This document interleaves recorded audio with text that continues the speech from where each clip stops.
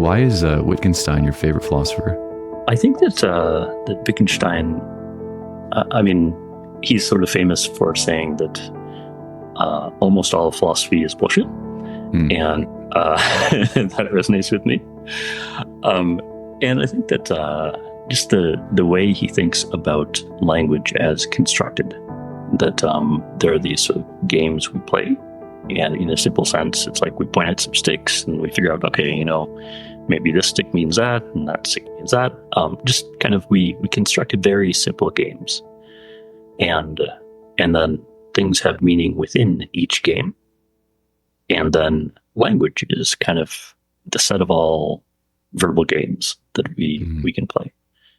And I thought this was just mind-blowingly cool when I came across it in college, and it does dissolve a lot of forms of confusion. And I really respect Wittgenstein for just going for it. Like, okay, let's try to explain everything in these terms. And then, like, I think that there's sort of the positive framing of what I appreciate so much about Wittgenstein, and there's also sort of the negative, like, after image of like what's left in philosophy to sort out, to figure out. After you say, okay, language is just the set of games and meaning is defined within each game, then, some sorts of questions in philosophy just dissolve, but some become more interesting. For example, well, what kinds of games can we play with language? What kind of game is science? What kind of game is physics versus mathematics versus sociology? So I think it's a very rich jumping off point. I remember you had this tweet where you're saying his philosophy ultimately has a moral point of view as well, like when you take it in totality. And then in a tongue-in-cheek way, you said it was about protecting normies from Wordcels. Right. maybe you can explain what you mean by that. Right. Yeah. So I had a lot of fun with that tweet thread. And basically, I think Wittgenstein's observation, and I think it's just true, is that language gets used not necessarily in ways that illuminates reality, but that control people. And this isn't necessarily good or bad. It just is. And sort of the limits of your language or the limits of your world, to paraphrase, I guess many people know. And I think that, like, when you can confuse someone, then you can have control over them. And so I do think that tech, and I see this, like, I see Wittgenstein's ideas as tech, to sort of dissolve certain forms of confusion. I think it's very free. So that's like what I'm really excited about in Wittgenstein. It's technology for cognitive freedom, I would say. And so the word cells are more equipped at, like, using this tech, and then they can use it for nefarious purposes against the normies. Like, what's your in that thread? What's your definition for normies and word cells? Yeah. So, I mean, a normie in the sense is just somebody trying to live their life. And then a word cell. I called word cells dark magicians in this. Kind of a fun way to say it, but I do think that basically, so I think it was Mark Andreessen had the distinction of, well, in sort of on Twitter or in the professional world, there are word cells and shape rotators.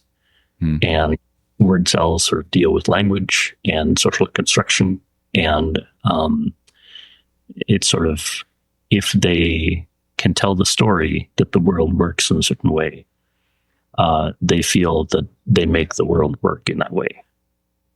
And this is actually sometimes just true, because to some degree reality is socially constructed. But then the shape rotators, in Mark's terms, I think it's Mark. They sort of are a little bit more grounded in reality, we can say, and people who have maybe autism tendencies is the meme, I guess. Mm-hmm. And it's like, yeah, like if you're building a plane, you need to sort of be able to rotate shapes in your mind and like see how everything fits. And this is a different world. Like building a plane is different than writing a news story. If the plane doesn't conform with reality, it doesn't fly. So I see some tension between these two ways of thinking. So the shape rotators are, sometimes they tend to take things fairly literally, and they say, they feel like, okay, if you use a word, you must be sort of truth seeking with it. And the Wordcels are more sort of, well, let's tell an artistic story about this, and maybe it'll become true. And I feel like there is this sort of eternal tug of war between these two ways of thinking, and it's generally, I think, in terms of the pendulum can swing one way and swing back the other way. Right now, I think we generally take language or reality as more socially constructed than it actually is. Mm-hmm. And we're sort of subject to many layers of psyop, we can say, in terms of stories about how things work, who we are, what we value, etc. And so, I think the counter to that is just linguistic clarity. I wonder if you can provide like an example of how someone can get cast under the spell of like a dark magician word cell, and then how having some like literacy of the metagame, the Wittgenstein approach, can help inoculate that person against that attack. Yeah, that's a great question. So at the risk of, I guess it's like the challenge is that any example that I would give, it's like we're in the psyop already. Right. So it's, yeah. But I do think, something like democracy is like one example, and that is like, okay, well, democracy is good. We live in a democracy, and then there's kind of a switch where we can call this sideloading. That, okay, let's define democracy as something a little bit different, and then we can say, well, that accords with democracy, or that doesn't accord with democracy. And pretty soon, the word democracy doesn't actually have any grounding to where it came from. It's sort of the playthings of word cells, we can say. And so, in that sense, like just going back to the grounding of the word or the construction of the word, where did this word come from? What does it mean? How was it used? And if we're using it in a new way, maybe we're just using it wrong. Or maybe we can use it in a new way, but we have to be upfront about that. We can't just sort of smuggle in a new definition and use that. Yeah, this reminds me of a phrase that a mutual friend of ours, Rival Voices, likes to say a lot: rectification of names. Nice. Where basically, if I understand it correctly, he's saying that words, they're pointers, and they often lose their reference. So like the thing that the word democracy refers to maybe once was like X, and then it drifted through like many iterations of, I don't know, nefarious forces, whatever, incidental things. And then people still think it means X, but now it means Y. And we must like rectify the reference, or at least be conscious of the fact that just because someone's using the same word, or it's the same symbol or the same sound that you're used to, it doesn't actually point to the underlying thing you think it's pointing to. Yeah. Yeah, absolutely. And I mean, if you can sort of get access to what people's pointers are, I mean, you can control them pretty effectively. Yeah. Okay, so let's shift gears a little bit. I know you've talked about how neuroscience is pre-paradigmatic. And I kind of feel like a lot of your writing on neuroscience is almost, it feels very frontier. It's almost like you're searching for a new paradigm. So maybe you can explain what do you mean when you say it's pre-paradigmatic, or what is a paradigm and how would a paradigm be helpful when it comes to neuroscience? Right. Yeah, that's a good question. So alchemy didn't have a paradigm. It didn't have a sort of clean ontology or kind of framework about what its sort of elements were, what the ontology of the world is, what the world is made out of, we can say. It was kind of the domain of magic spells that, okay, I can turn this metal into gold or whatnot. But there were definitely cool things going on with alchemy, but it didn't have a system. Whereas chemistry is a system. We can definitely say that chemistry is paradigmatic. And so there's this question of, where is neuroscience in this process? Is it more like alchemy, or is it more like chemistry? And I would have to say it's much, much more like alchemy. That there's clearly something interesting here going on, and many interesting things to find. And we don't have a shortage of models. We actually have a lot of models. It's just that they often conflict, or they often not even conflict. It's just kind of touching different parts of the elephant, and in ways that don't really add up to an elephant at this point. So yeah, I think that it's actually very exciting that neuroscience and neurotech are paradigmatic, because there's something to find and on to explore. Yeah, and I really love this quote that you said, where pre-paradigmatic models are dominated by bullshit and the only antidote is good taste. What do you mean by good taste? Yeah. So it's sort of, when you see it. And because there isn't a paradigm, you can't sort of necessarily systematically break down, for every claim, you can't sort of break down, okay, where did this come from and what does this depend on, and so on. And partly that's due to how early neuroscience theories are, and partly due to how complex the situation is.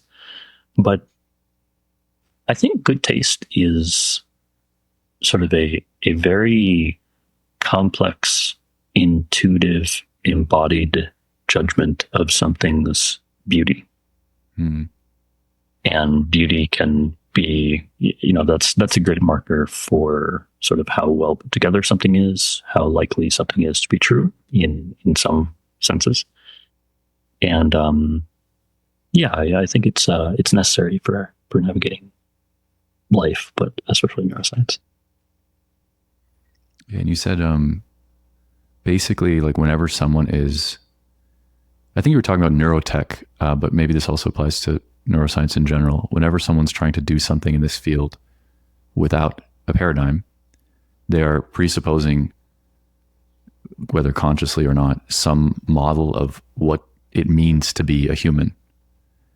And doing that in a way that is thoughtful and grounded in, good values is obviously important. But yeah, first of all, did I get that right? And what exactly do you mean by this, like what it means to be a human being, a question underneath it all? Yeah, no, that's well said. And I would phrase it that, I mean, so TDCS was all the rage some years ago. And you had these sort of battery-powered things that you held up to your head or like strapped on a headband at various angles, and it sort of sent electricity into the brain and basically kind of a gentle zap. And people were reporting, oh yeah, I feel so much better and like more focused, and my concentration comes easily and whatnot. But what kind of a thing would the brain have to be for that to work? What kind of a thing does the nervous system have to be for that to work? And the answers you get when you pull that thread are fairly nonsensical. Is focus just a lack of electricity? I don't think so. So I was pretty skeptical of that trend, and I think time has shown the skepticism to be warranted.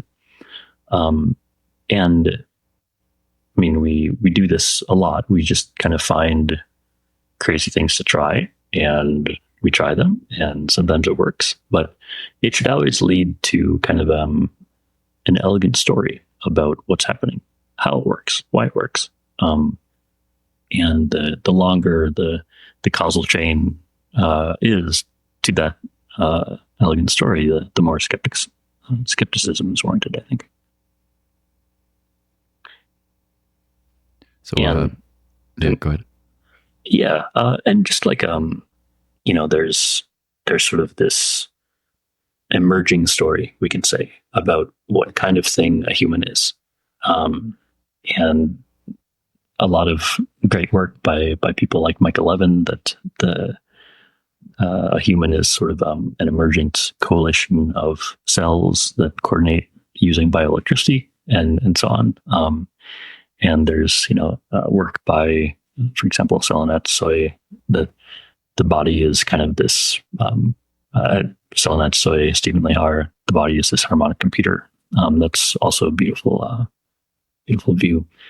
But yeah, like I think the most profound, useful neurotech will come out of some kind of beautiful story about what kind of thing the human is, not just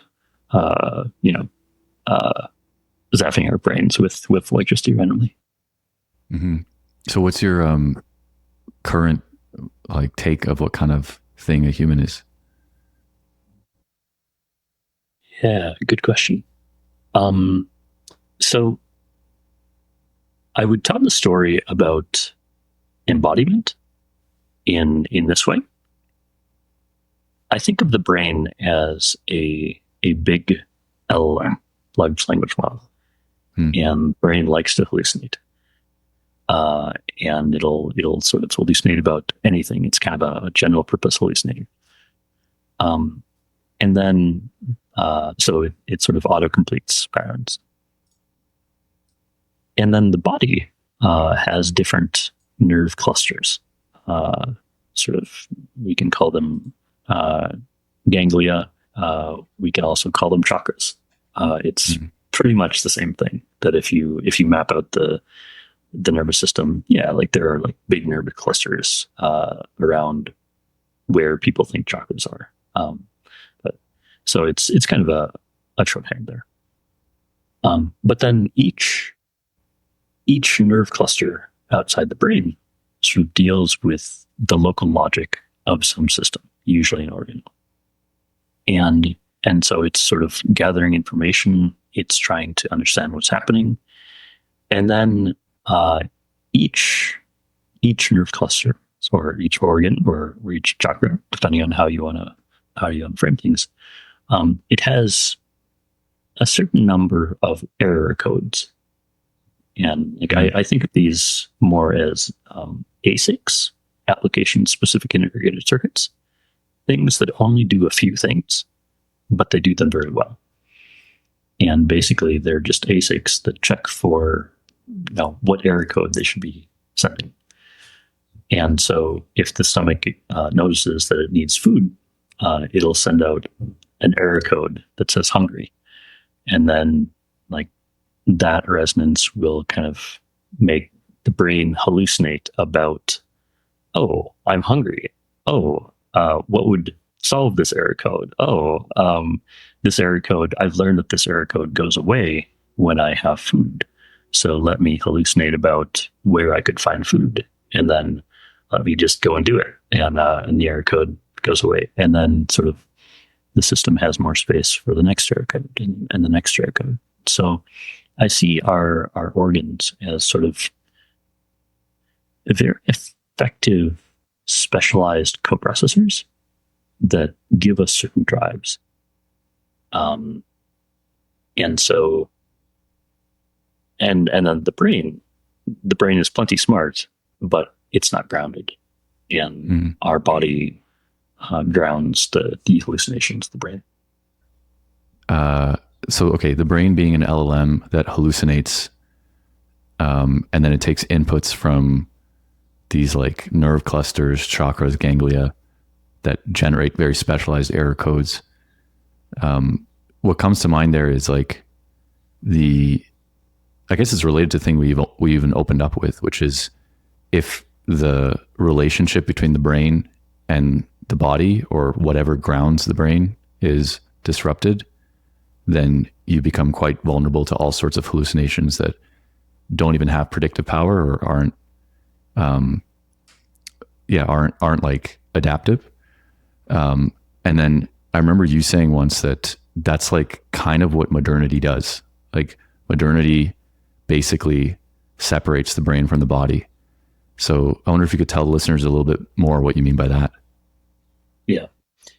Yeah, I do believe that. So basically, if we're sort of grounded by our organs, and they're sort of the place where we get our information about what we should be thinking about, what should we be feeling, what we should be doing, what's important.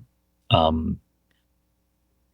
would say that, I mean, especially we can say the modern schooling system, where you sit in your desk for 8 hours a day, every day, and you're not allowed to listen to your body. You're actively penalized when you listen to your body. Mm-hmm. And you extend that to 5 days a week, 9 months a year, and 13 years. Damn. Yeah, it's staggeringly terrible. And basically, I think what's happening is that this is somehow, like, no one planned it out here, but emergently, this is a very useful thing to happen for kind of the system, because it makes people a lot more controllable, because they can't listen to themselves.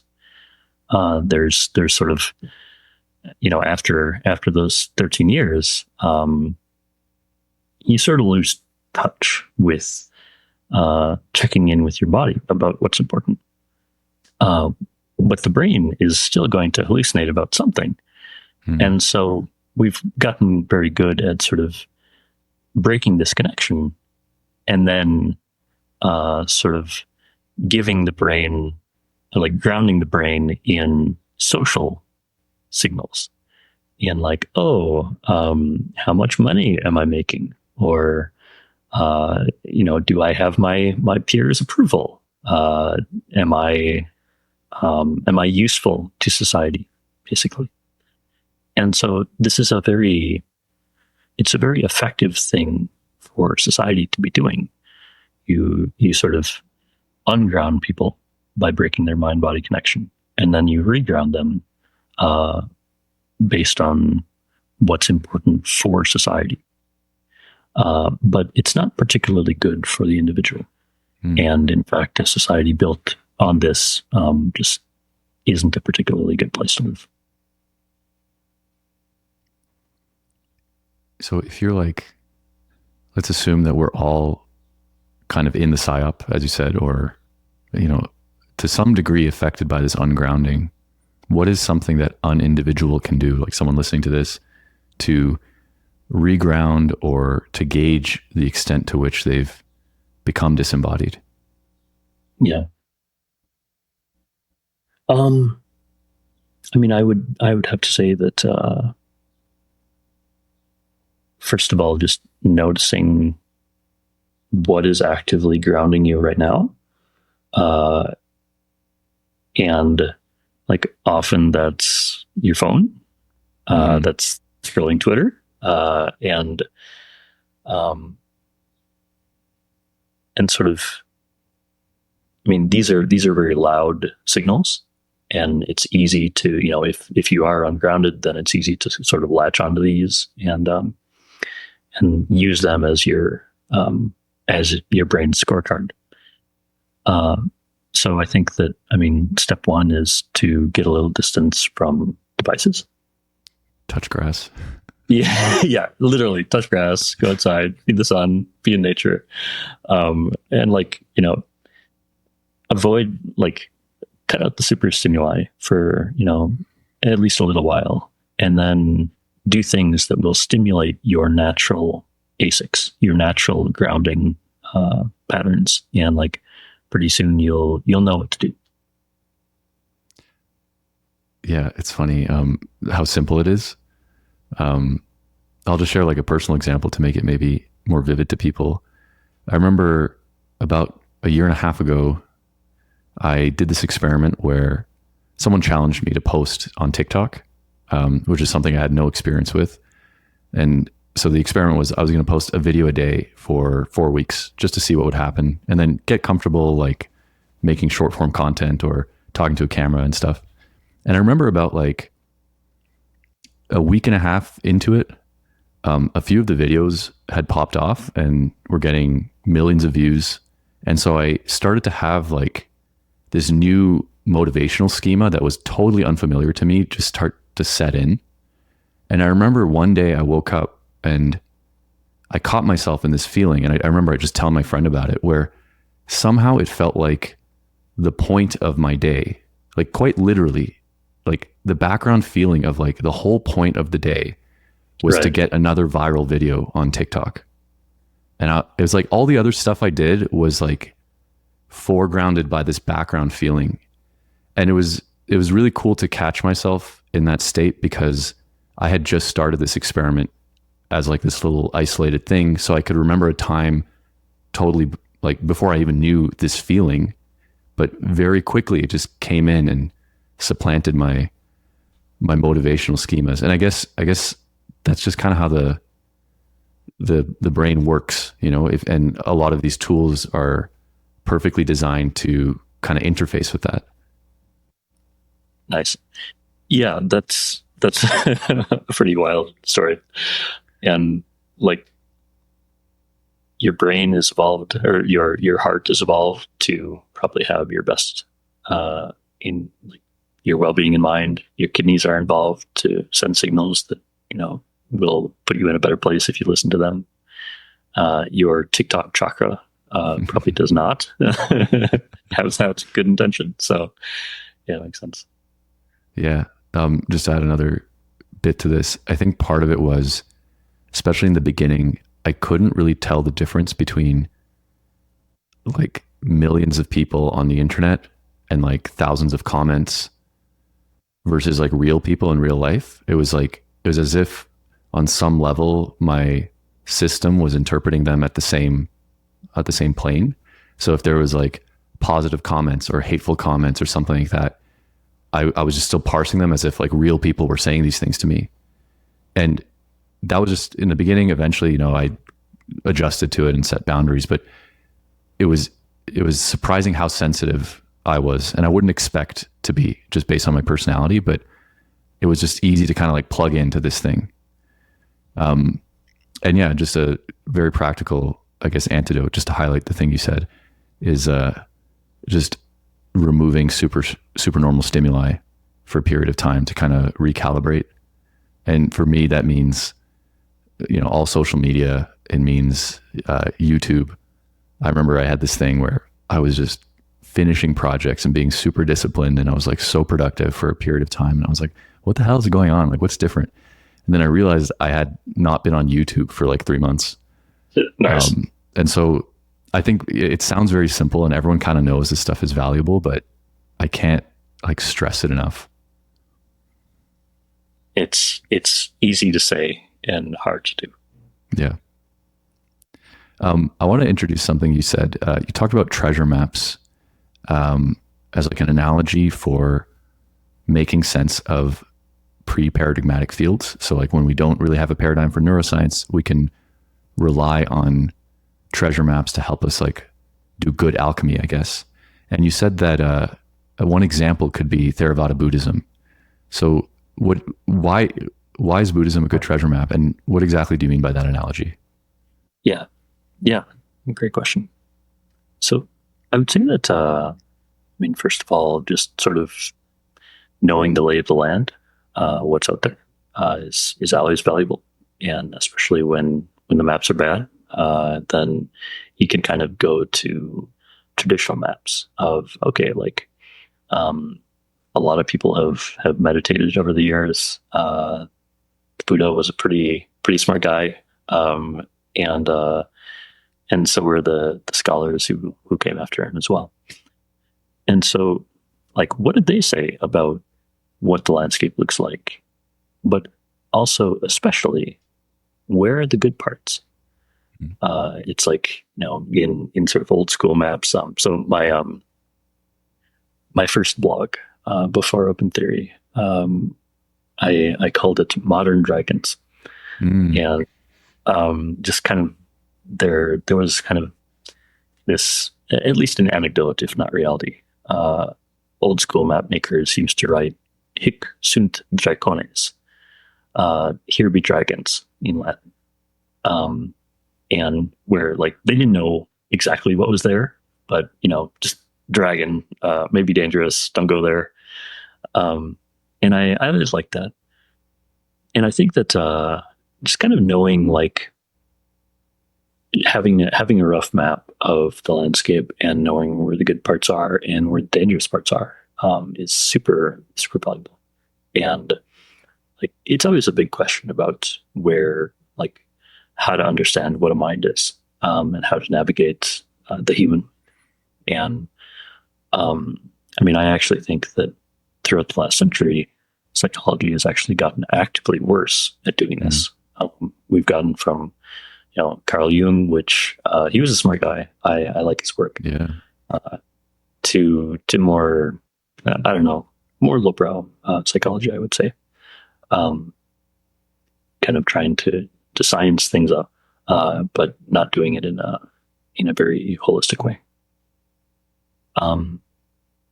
Now, I would say that in terms of Buddhism, I find it extremely interesting. Not just because, okay, like, this is a good sort of system of phenomenology, but also there's, in kind of the center of the map with, glowing arrows and flashing lines, like, there is, like, there's paradise here, like, awakening, enlightenment, liberation, like, this is the point. And for that to have been written and passed down for 2,500 years, and okay, like, maybe it's worth taking seriously. Maybe there is a big treasure to find. And Nick Camarada has a lot of beautiful threads on this topic, and he recently had a thread of how, like, he's actually kind of upset how downplayed the idea of enlightenment, awakening, liberation, sort of progress on the path, how significant people phrased it as. That they kind of lowball it. They say, oh yeah, once you get here, you'll understand, or whatever. But he's like, no, like, they should be saying, okay, it's at least a 10x, maybe it's 100x, and you should, like, it's definitely worth going for. Like, this is a big treasure to sort of discover in life.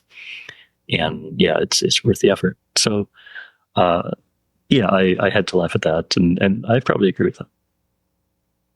And like, I guess in my research right now, and we've talked about Vasocomputation in part one.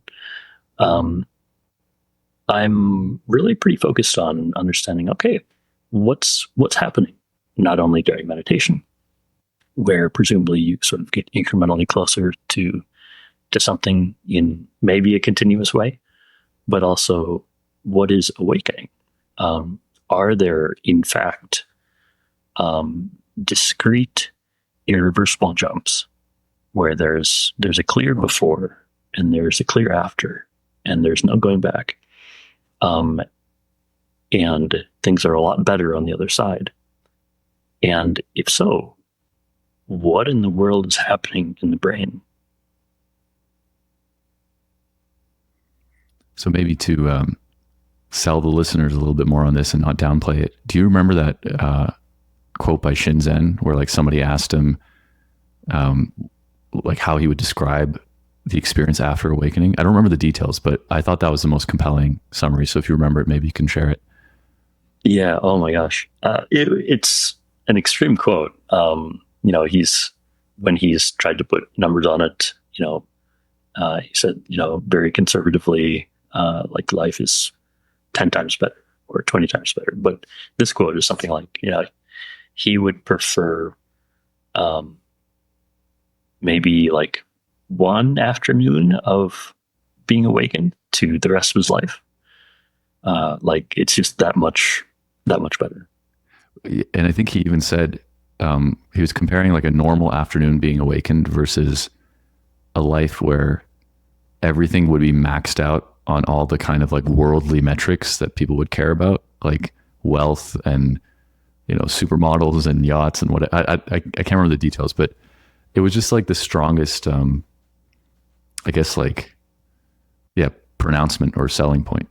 And maybe, I have a good friend who has told me that, eating good food and sex actually feel worse than just hanging out and vibing, like in this sort of state, that anything that takes you away from the present moment, once you reach a state, just doesn't feel as good. Yeah, I think that also scares people. But so maybe as we go into this, you can give like a working definition of awakening or enlightenment for maybe people who are like less familiar with this stuff, and then we can get into a more specific definition as you kind of unfold your paradigm. Sure. Yeah, just to say a few things in general, and this isn't particular to my work.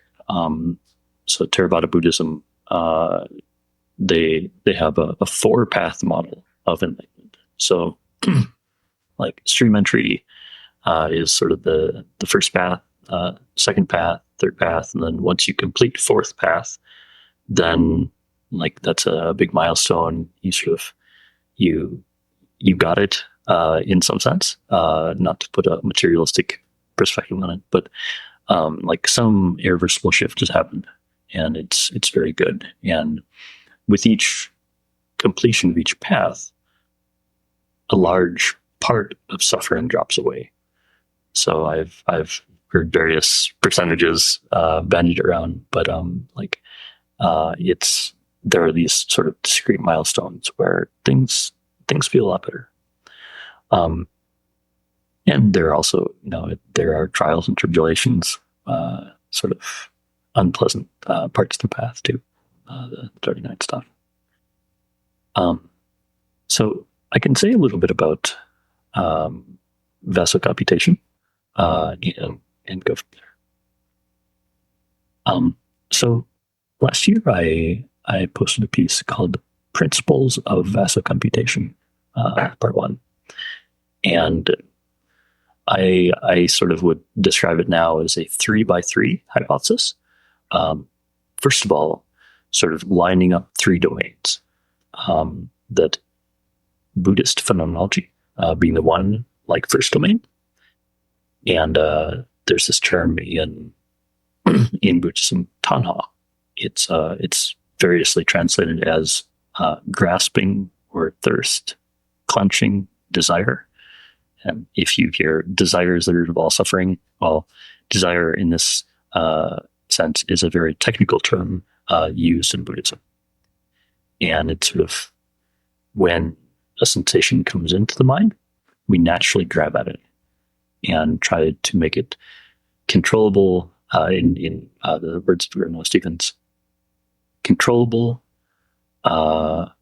satisfying, and permanent.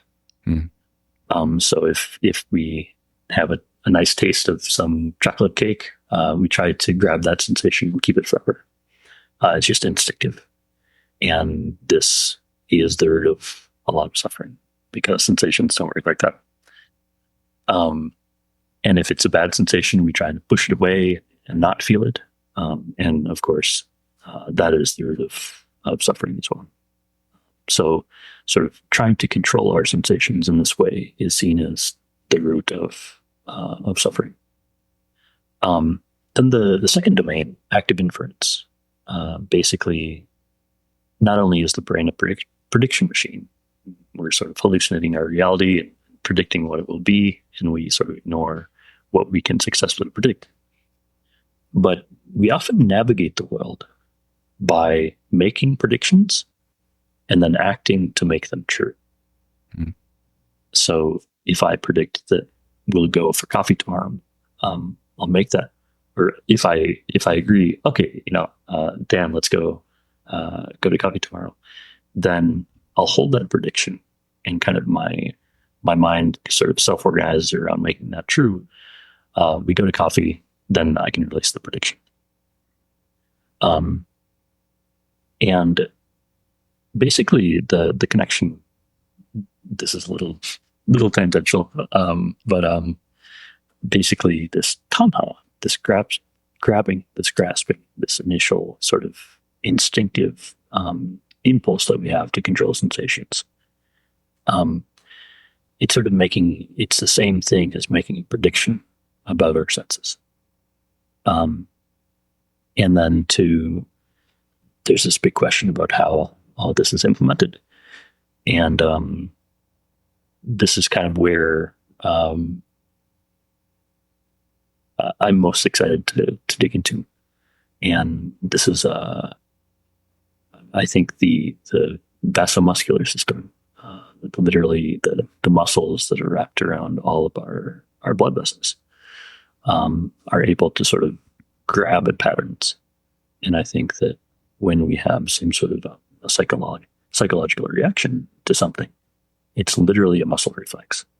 Mm-hmm. It's literally a clenching of the smooth muscle around our blood vessels. And so I think that helps us try to control our sensations.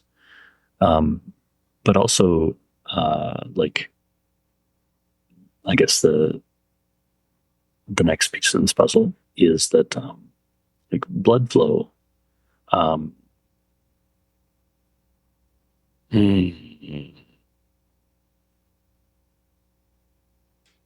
blood flow, is not exactly how okay. There's an amazing paper, just about 20 years ago. It was called the hemoneural hypothesis. And it made two really interesting observations. The first observation was that blood flow, it's this one, and then there's some follow-up work as well. So the basic conclusions, one is that blood flow in the brain varies by a factor of 20. Not 10%, not 20%, but literally 20x. Oh. Huge. And the second observation was that changes in blood flow actually precede changes in neural activity. It's not that you use a bunch of oxygen and then the blood comes to sort of pay for that and replenish cells. It's that the blood comes first and then the neurons change.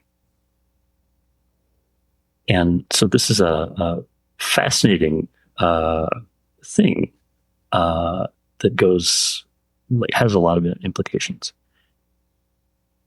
The basic story that I would tell, the picture I would paint here, is that, and this is related to the 2007 paper. They make this claim. Basically, blood flow adjusts neural dynamism, or like the gain in a network, the sensitivity. And so if you dial blood flow up to some tissue, then it can sort of use its full dynamic range. It's very sensitive to signals that it's getting. It can rewire a bunch of stuff. It can change. It can update and adapt. Then when you dial blood flow down, so from 20x to 1x, say, then it no longer updates. It no longer changes. That basically whatever patterns are sort of bouncing around in the network, those patterns freeze. And I think that this presents a very interesting picture of our somatic programming environment. Mm. Once you can sort of adjust what's dynamic and what's static, then you can sort of build complicated patterns by sort of grabbing certain patterns and combining them and so on. So I'll pause there. Any questions? Yeah, well, let me see if I get like the basics of the model first, because you said Vasocomputation is like a 3x3, and then you mentioned Jhana, active inference, and what's the third thing? I may have missed that. Is that the vasomuscular system, or is there something else? Yeah, that's right. So the first domain that I linked together is Buddhist phenomenology and grasping. And then the second domain is active inference, predictions, and like grasping intention in phenomenology. It's the same as making predictions in active inference. And then the third domain is sort of physical tension in smooth muscle. Right. And active inference, how is that different from passive inference? Right. So passive inference, so if you want to reduce your prediction error, you have two basic options. The first is to make better predictions. And the second is to make predictions and then make them true. Mm-hmm. And so that's called active inference.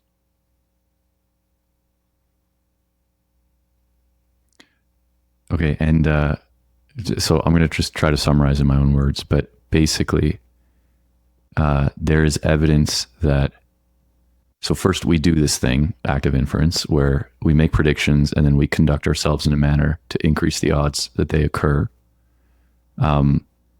The Buddhist phenomenology side of it is that we do this in a manner that's unwise and precipitates suffering, because we try to do it when it comes to sensations, positive or negative, that we don't actually have the ability to control. And we're going to get into this in more detail now, but there's evidence that the mechanism for this is the smooth muscle around our vascular system. Yeah, that's the move that I want to make.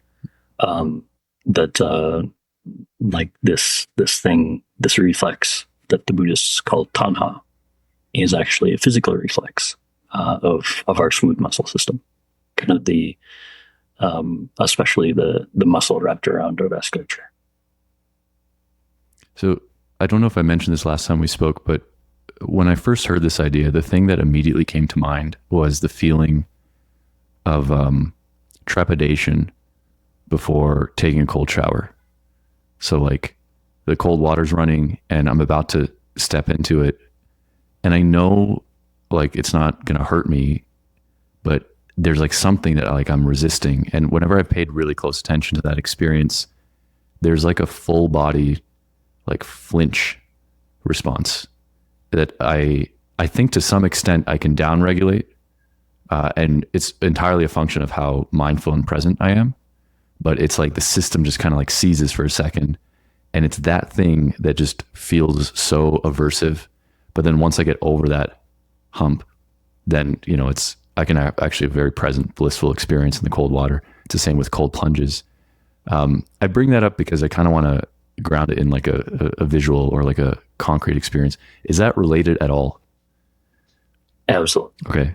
Same thing. Yeah. And like this is, you can kind of notice this as a physical muscle reflex. And we can call it flinch. We can call it cringe. It's the same thing. We can call it Jhana. It's the same thing. At least I strongly believe so. And then, it's literally a muscle reflex, and reducing that muscle reflex, or reducing this sort of, we can say, propensity toward tanha, or control of sensations. It's literally muscle deconditioning. So before we get into the deconditioning, can you maybe explain in a little more detail, like how is this muscle reflex helping us with active inference? Like what is the relationship there? Right. So it's trying to help us, and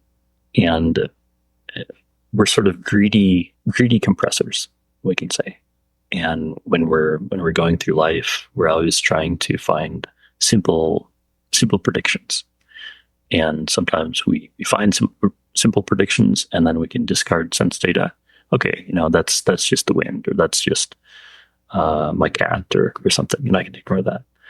And then sometimes we find simple predictions about things that will be simple if we make them true. Like, okay, I'm thirsty. It would be a lot better for everything if I had the taste of water in my mouth. Let me just take a drink of water. So, and I think, there's also, like, the body often hates change. And there's something sort of very disjoint or unpredictable about stepping into a cold shower. And even if it's the 2000th time you've done it, it still has that element to it. So the body is trying to protect you against a surprise, basically. And it's trying to both avoid the surprise and control your sensation of the surprising thing. So it's like if I have this like flinch or this cringe response, is it making me less likely to do the thing on the other side of it? So it's like trying to protect me from the negative stimuli. And I think last time we talked about if you have like a traumatic social experience or something in a certain place, and then you go back to that same place, you'll get this like this same kind of cringe reaction. So the cringe stops you, or tries to stop you from going back to like, the thing that hurt you. And it also reduces the fidelity of your experience. Yes. So I would say that it's trying to negate the cold. Yeah. It's trying to say, no, like, I'm not going to feel this cold. This is not happening. And of course it is actually cold, and it is actually happening. So it's kind of a losing battle. But you sort of begin by trying to push away the sensation until you accept it. And what are latches? Right. So I think this is going to be the most important thing in, I guess I would say, somatic neuroscience. Let's go. Yeah, yeah. It's sort of the anatomical feature that neuroscience forgot. So, first of all, just a few comments on types of muscle. So usually we talk about muscle, like skeletal muscle. It can contract, it can relax, pretty simple stuff. And then, there's also heart muscle. There's fascia, which are kind of similar. It's a contractive tissue.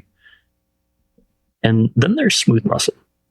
And smooth muscle is unique in all of this, in that it has a special setting. So with skeletal muscle, contract, relax. With smooth muscle, it can contract, it can relax, and it can also glue itself shut. It can sort of chemically glue itself into a contracted position. And so, generally speaking, the body uses this extensively in the digestive system, in the pelvis, in the bladder, etc. It's like any time where you need to basically set it and forget it. Where once this latch bridge mechanism is engaged, smooth muscle doesn't have to spend energy to be contracted.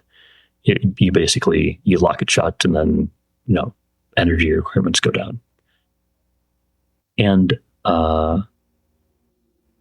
these smooth muscle latches, and so they can last for anywhere between minutes to hours to days to weeks, months, years, potentially a whole lifetime. It really is a set it and forget it thing. And so this gets really interesting when we combine this sort of model of smooth muscle latches with the vasculature, because there is smooth muscle wrapped around all of our blood vessels, every single one. And so anywhere blood flows, then we have the smooth muscle and it can latch.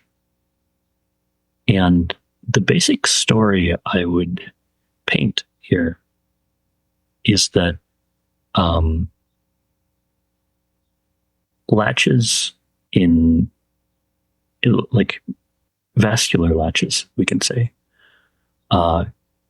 control the freedom of local neurons. And if there's no latch and there's lots of blood flowing, then the neurons can kind of explore their whole range. They can listen, they can change. But then when a latch occurs, then they get frozen. And then they can't change. And I think that in cases of, for example, trauma, I would absolutely predict that these will be implemented through vascular smooth muscle latches. That if your body sort of clamps down on a pattern and says, I need this, or I'll never let that happen again, or I'll never forget this, then sort of there's a vascular clamp, and some vascular channel is closed, and the neurons associated with that have been frozen. And it's hard to open them back up. So let me just see if I can draw a thread between this and some of the other things you said. So first, the thing about the blood flow varying by a factor of 20 in the brain, and that blood flow is the thing that regulates the full dynamic range of a cluster of neurons. If you have a traumatic experience that latches the smooth muscle around the vascular system associated with those neurons, then it limits their dynamic range.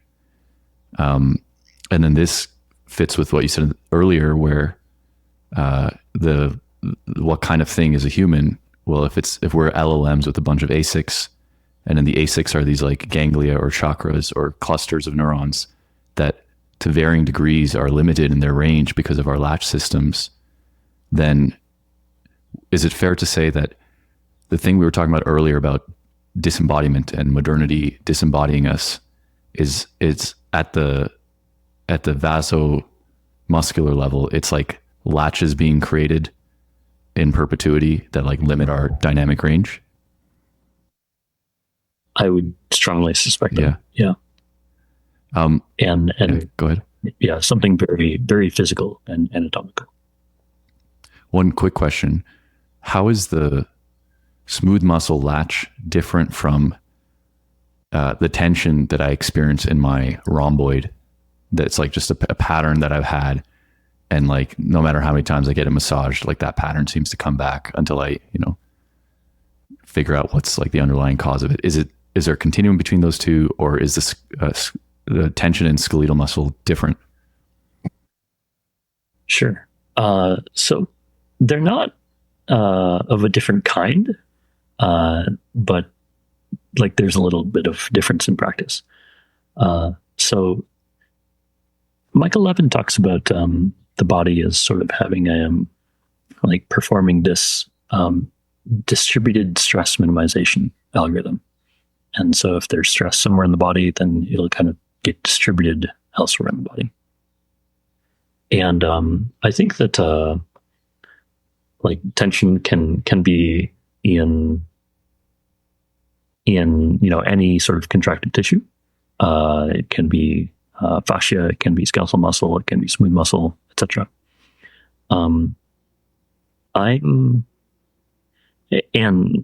Likely tension in any of these will restrict dynamic range in some important respects. And your body kind of pays attention, and maybe especially like restricts dynamic range to keep you safe. But I would say that I'm most interested in smooth muscle, or like vascular smooth muscle, because it has these latches, which are very programmable.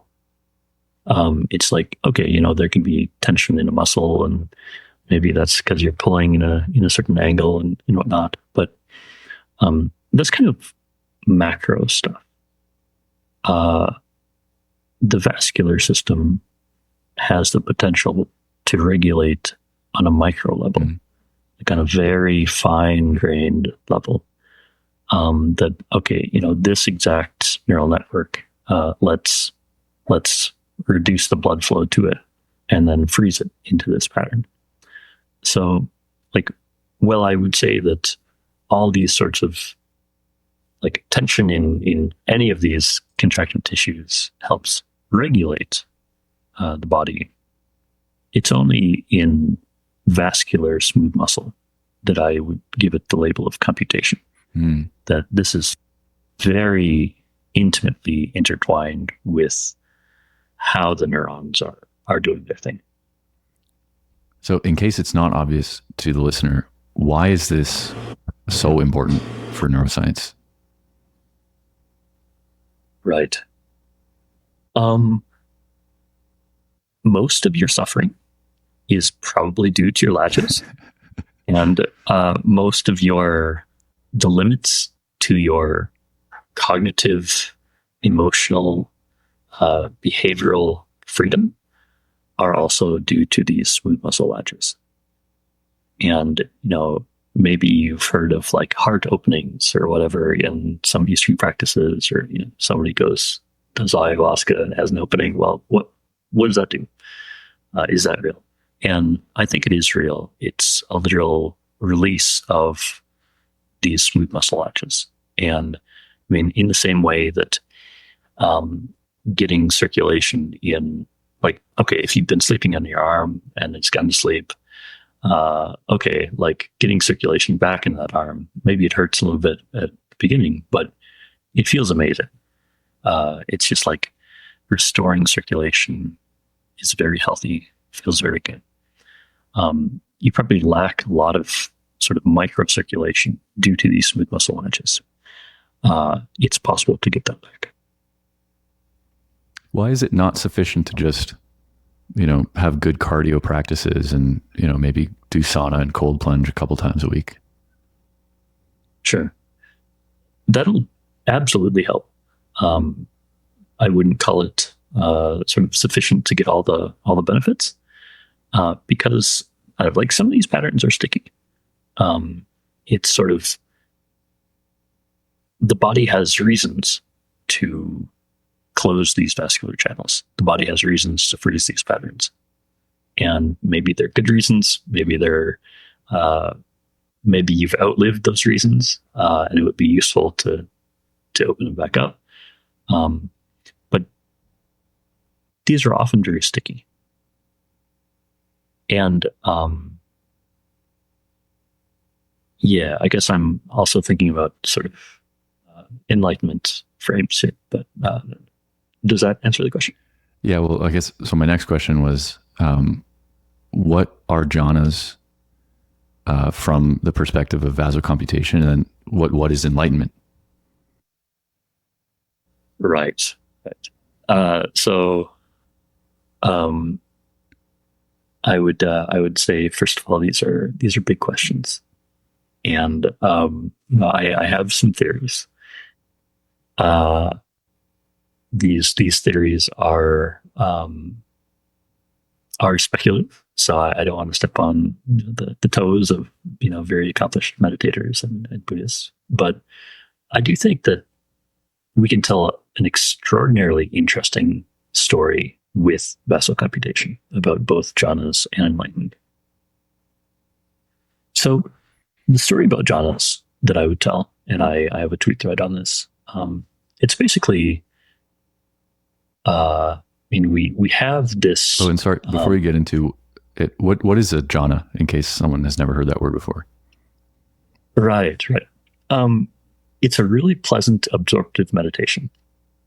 So you sort of you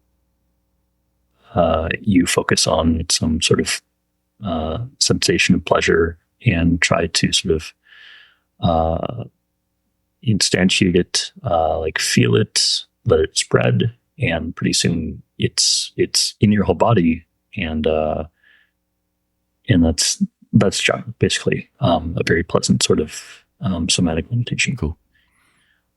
And like there are these startups, I know of one in particular, Journey, that's doing sort of jhana retreats. So fantastic team, fantastic idea. So the question is, okay, like if you're sort of doing this somatic meditation where you kind of try to feel and then spread pleasure throughout your body, what in the world is happening? Like how should we even begin to think about this? And I have a tweet thread on this. I propose that basically we have this perturbational system all over our body, the muscles around our blood vessels.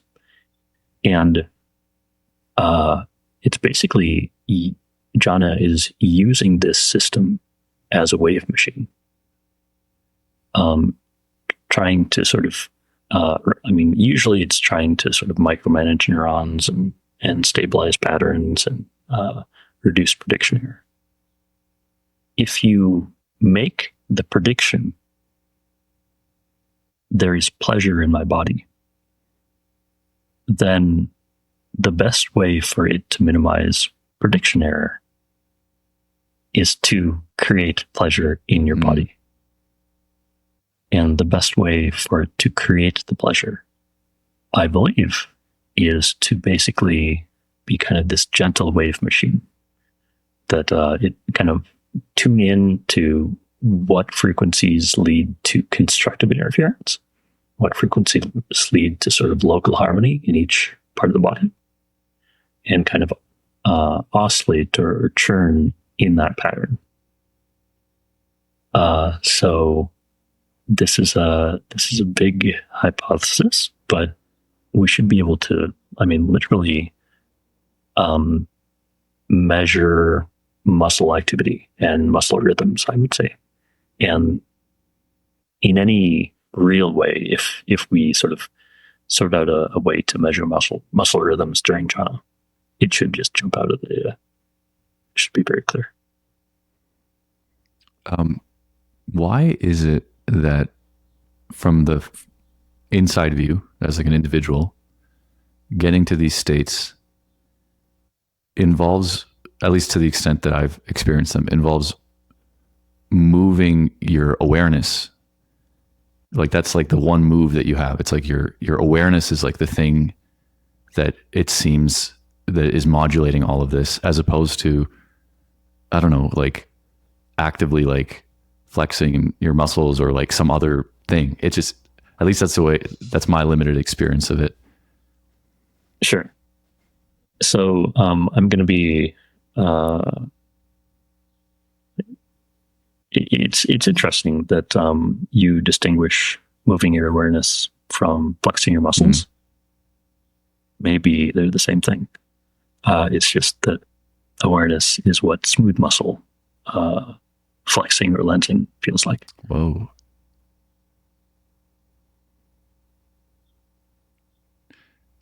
Okay, and what is your speculative definition of enlightenment under this model? Sure. So, yeah, that's a good question. I'm going to attempt to tell a very simple story. When we're born, there's absolute sensory chaos. In William James terms, there's blooming, buzzing confusion. And then especially when we interact with other people, there's also, we don't really have a self model, and, who is this, what's happening, and how do I interact with this other agent, basically. And very early in development, I believe I could say we congeal a set of vascular latches, and this constitutes the self. And basically, it makes things much more predictable. We sort of clamp down on what allows us to navigate the world appropriately. And so kind of the self as a pattern of smooth muscle tension, literally. But these are sort of implemented as latches, basically semi-permanent constrictions in neural dynamism. So we lose certain dimensions of freedom in our sort of processing capacity, but we gain a lot of stability. We gain context, predictiveness, etc. It's the developmental trade-off, basically.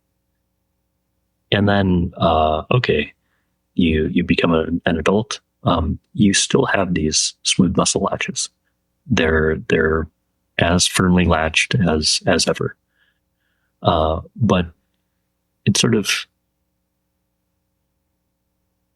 like you can tie a bonsai tree into a shape, and it'll grow into that shape. And then you can remove the tie, and it'll still be in that shape.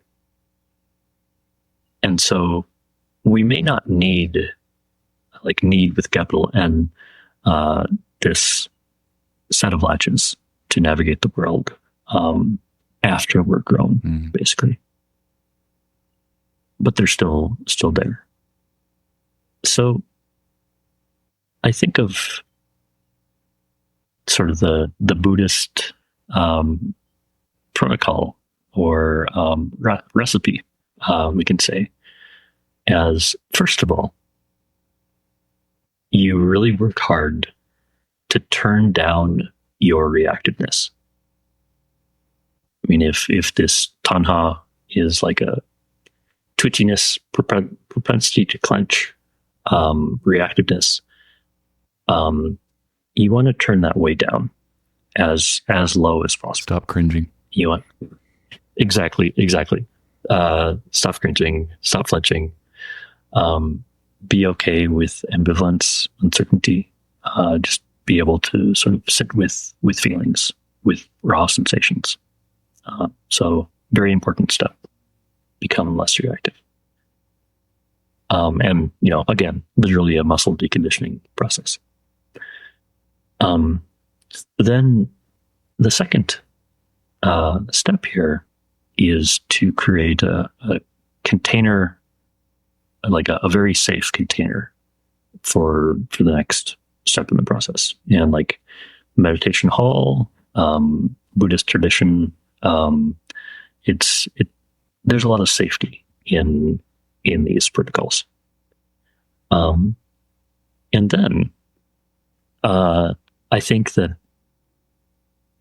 like, for example, Vipassana meditation.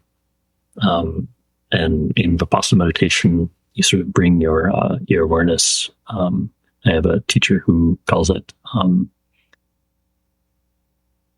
internal or present, not thinking about the future or the past. So be in the present. Internal, not trying to feel what's going on out there or there, but be inside your body. And then centered. Don't try to chase good feeling or run away from bad feeling, but just try to accept whatever comes. And so that's kind of the basic, or a basic Vipassana frame. There are several possible ways to describe this, but basically, then you focus on incoming sensations and you try to sort of know them and note them, let them go, move on to the next sensation, know it, or note, let go. What I think is, and then like, if you keep doing this for a while, it feels really weird. You sort of, the sort of the story that we sort of live in of normality kind of drops away, and you get into some pretty intense, crazy sensory experiences. What I think is happening there. So to synthesize all these threads, you've turned down your muscle reactivity. You're less likely to just kind of reflexively clench with your smooth muscle, your vascular system. You're in a very safe container. And now you're giving your system data that is wildly out of distribution. It's really weird stuff. And I would say the combination of these things basically tries to tease your system into opening back up. It's saying, okay, nervous system, it's very safe. You don't need to clench. You don't need to be afraid. You don't need to sort of interpret things in a threatening way. And all this weird stuff is happening. Like, you're getting some really weird signals from your senses and stuff that you absolutely cannot predict. This is way out of any distribution that you're familiar with. If you open some of these smooth muscle latches that you've had closed almost your whole life, maybe you'll be able to better predict this data coming in.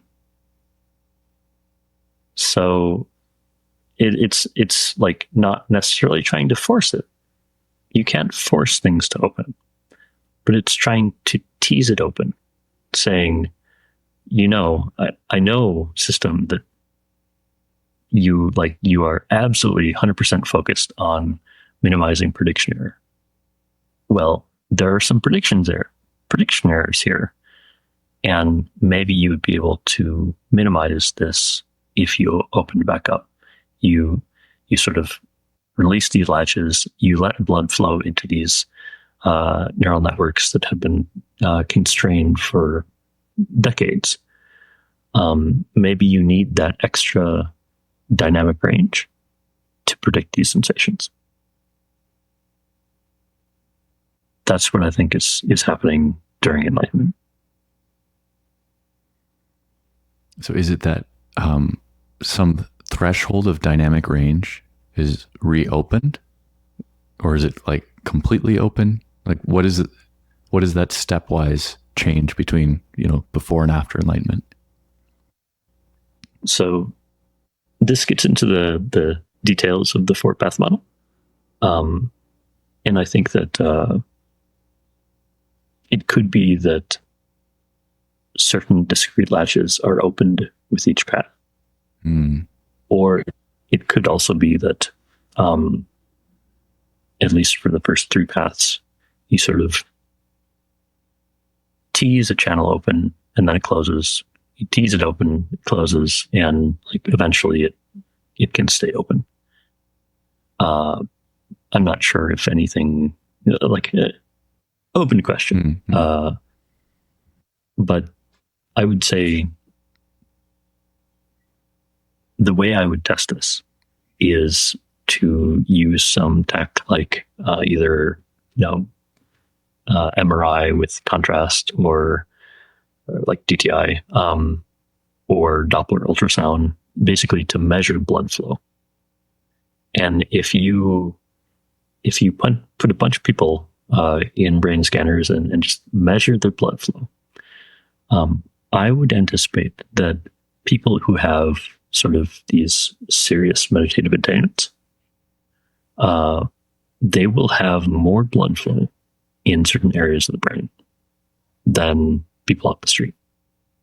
That more blood flow, more neural dynamism.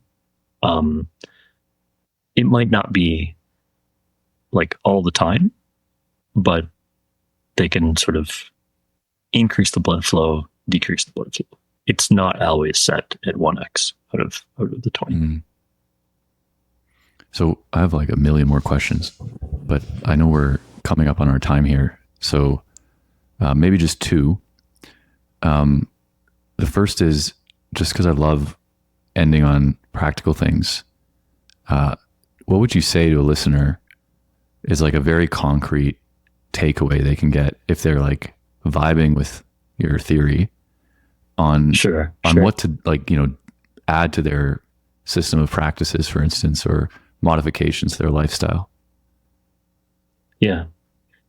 So I'm going to throw a bit of a curveball here.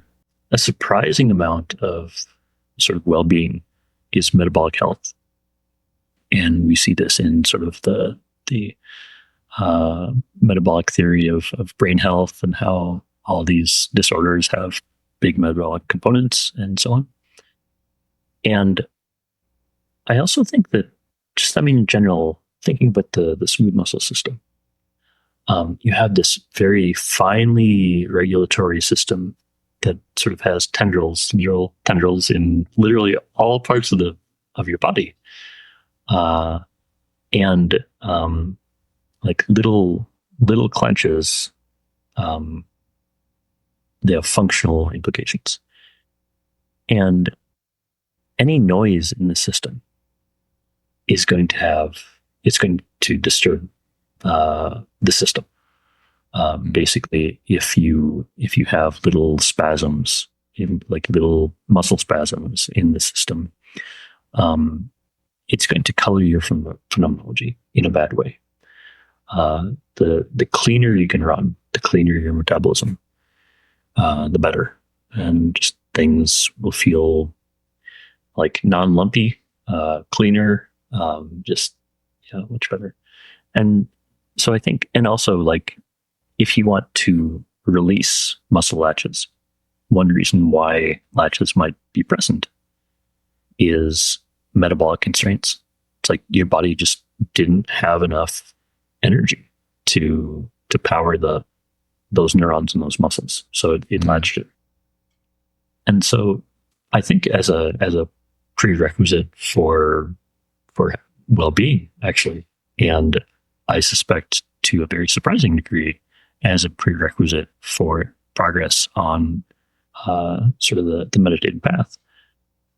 I think metabolic health is huge, super. And, just like simple things that feel like non sequiturs to suggest, but like supplement magnesium, get enough calcium, don't eat seed oils. I think all those are going to be surprisingly important. So when you say metabolic health, do you mean it in like the sense of mitochondrial function? Yeah. Mitochondrial function and thyroid function, I would say. So how consistent is this with like the theories of Ray Peat? 100% consistent. Wow. I'm a huge fan. That's cool. It's like worlds kind of colliding. That's crazy. It's a pretty provocative idea too, that like a certain threshold of metabolic health is instrumental to the path. I don't think I've ever heard that before. Yeah. Yeah. And I had a friend go on a meditation retreat, and they served her food with a lot of seed oils, and like that probably wasn't a good thing. So I think that I would love to see a lot of meditation centers take metabolic health seriously, and cook with coconut oil, for example. Yeah. Okay. So this opens up a bunch of other tangents that I'd love to explore in a future conversation. But I guess I'll just leave it to, is there anything else that's like kind of like at the edge of your thinking right now that you just love to share with the listeners? I mean, the understanding the four-path model of enlightenment under the lens of Vasocomputation, I would say is pretty much my current edge thinking. But as another curveball, I'll just give like a very short description of what I'm thinking. So I've been thinking about the simulation hypothesis lately, and this sort of Nick Bostrom hypothesis that it could very well be that we live in a simulation. And I've been thinking about what kind of thing, like how can consciousness research contribute to researching that? And so I have written some things about this in the past, but I would say right now my sort of current edge is that maybe the laws of physics, or like we have laws of physics and laws of qualia in base reality. If we are in a simulation, then base reality exists, and they would also have their laws of physics and their laws of qualia. I suspect that our laws of qualia and their laws of qualia, which are really the laws of perception, which are pretty a priori, are the same. Maybe we have different laws of physics, but we have the same laws of qualia. And so if we can kind of distinguish, okay, in what ways do our laws of qualia and laws of physics differ? If there's something that we find in our laws of physics that are not in our laws of qualia, maybe that's a property of the substrate of the simulation.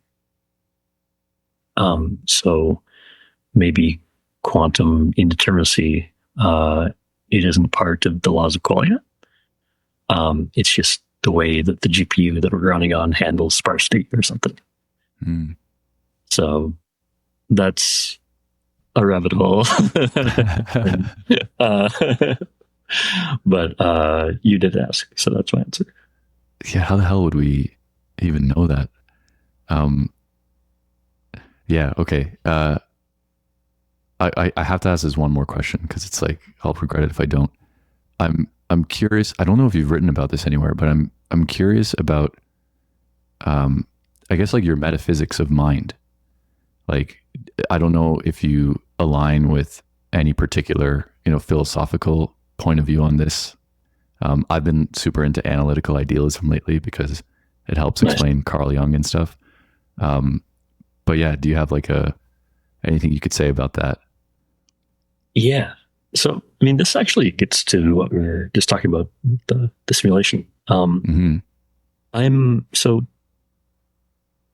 somewhere between a dual aspect monist, and I distinguish weak monism as like, this solves some philosophical problems, versus strong monism, which is like, literally like the same math that we can describe physics with applies to qualia, consciousness, phenomenology.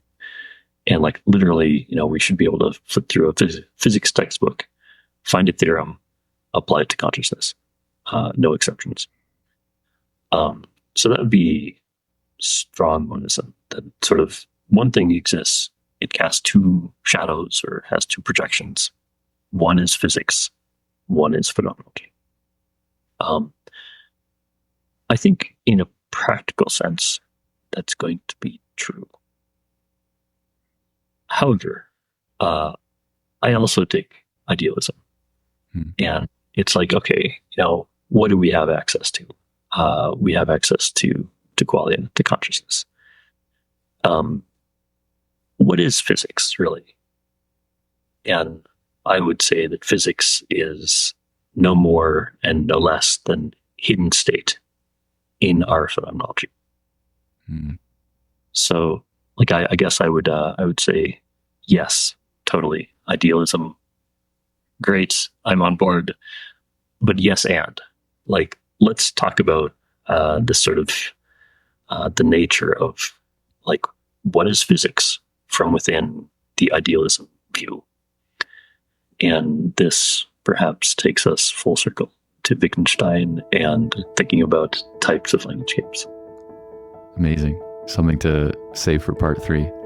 Mike Johnson, thank you so much for coming back. This was an amazing conversation. It was my pleasure.